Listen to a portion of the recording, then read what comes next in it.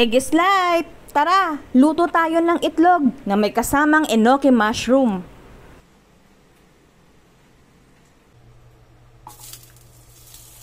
Magpainit tayo ng kawali or pan. Once mainit na, maglagay tayo ng butter.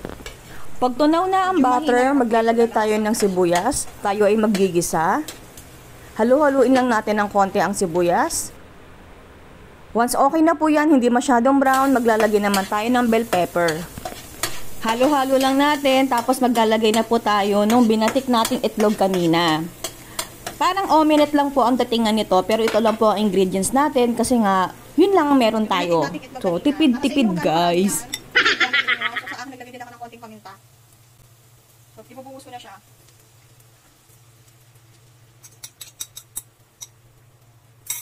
So, isang buo yan guys. Yan.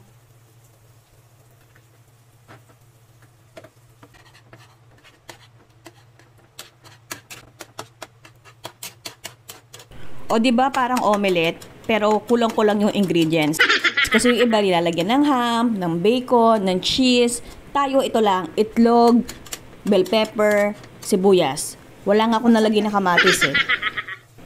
Once okay na siya guys, medyo nag-dry na siya ng konti, ililipat ko na dito sa lalagyanan. So, plato lang ang meron tayo. After natin naisalyan ng itlog, gagamitin ulit natin yung pan. Magluluto naman tayo ng enoki mushroom. So, naglagay ulit ako ng butter. Igigisa ko dyan yung enoki mushroom. Ano ba tong enoki mushroom? Ito yung kanyang itsura, guys. Bukod dun sa nabibili nating mushroom na nasa delata, try nyo din tong enoki mushroom. I encourage you guys na pag merong malapit na Korean mart or grocery store sa inyo, try nyo tong enoki mushroom kasi ang dami niyang benefits.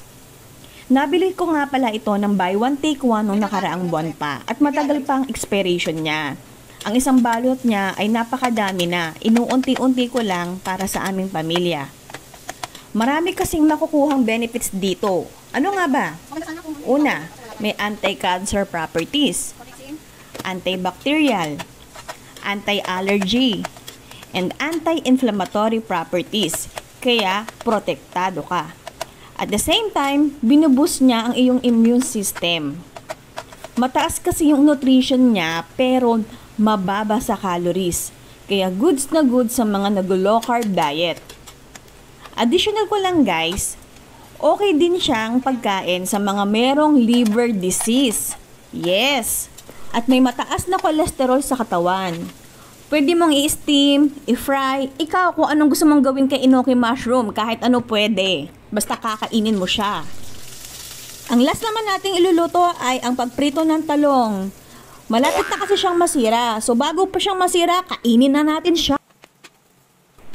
So habang nagpiprito ako ng talong, ito hinihiwa-hiwa ko muna yung parang omelette na linuto ko kanina. Kasi ihahalo ko dito yung enoki mushroom.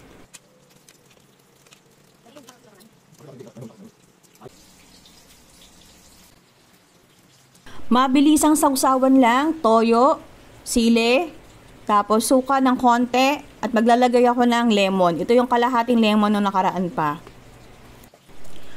Luto na ang pritong talong. So, i-ready ko na guys ang dinner namin tatlo. Itlog, mushroom, talong, at sausawan. Simpleng ulam para sa pamilya. Tara, kaon tayo guys!